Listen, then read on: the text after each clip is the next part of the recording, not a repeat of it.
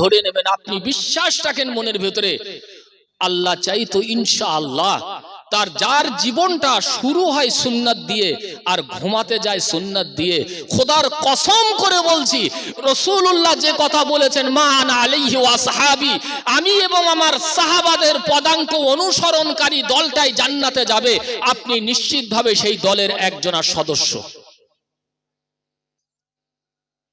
আর যদি আমার জীবনটা শুরু হয় সুন্নতের খেলাফ দিয়ে, সারাটা দিন সুন্নতের বিরুদ্ধাচরণ, সন্ধ্যায় শুতে যাব তাও সুন্নতের বিরুদ্ধাচরণ, সব যদি সুন্নতের বিপরীত হয়, তাহলে আপনি ধরেই নেবেন যে আল্লাহ রসুল ওই যে বাকি 72টা দলের কথা বলেছে যে জাহান্নামে যাবে, আপনি নিশ্চিতভাবে তাদেরই একজন সদস্য।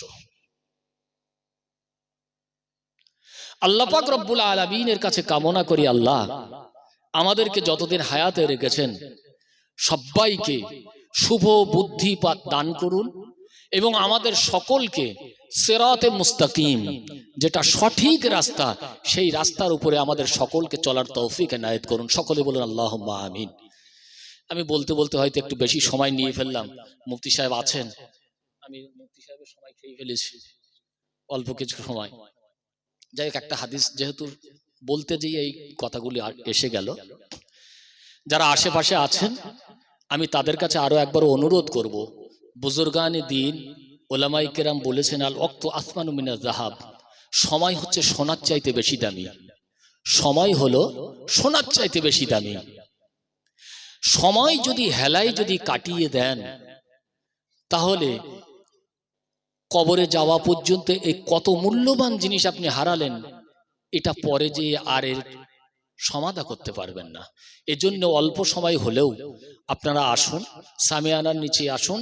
এবার আপনাদের সম্মুখে আসছেন আমাদের অত্যন্ত পরিচিত, আমার স্নেহধন্য, আমাদের সকলের সুপরিচিত জনাব হযরত মাওলানা মুফতি ইসমাইল সাহেব।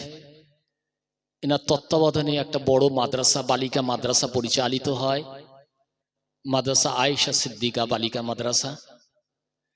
হযরত আসছেন, তার মুখ থেকে আমরা কোরআন এবং হাদিসের নিরিখে কিছু কথা শুনি।